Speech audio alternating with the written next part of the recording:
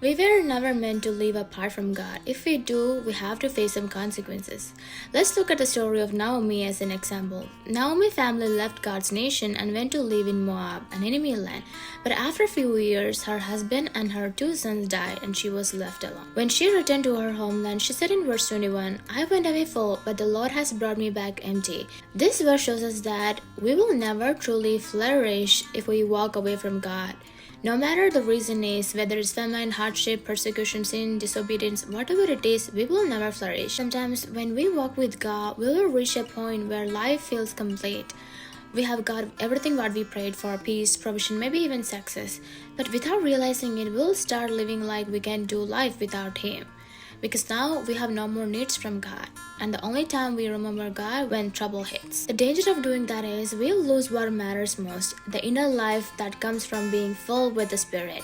That kind of life only flows from the communion with God. Without it, we might look alive on the outside, but we are dead within. And that's why even when everything looks perfect, something's still missing.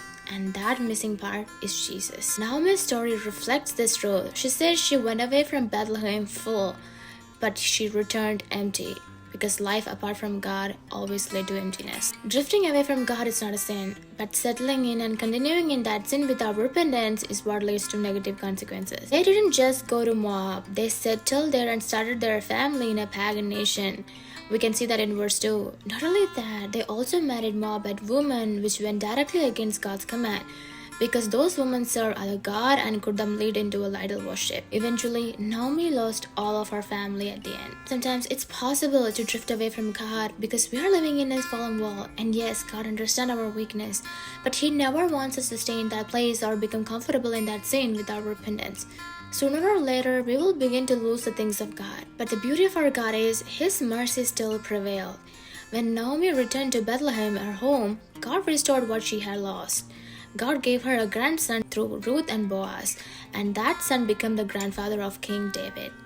So what was lost in disobedience, God restored through repentance and return.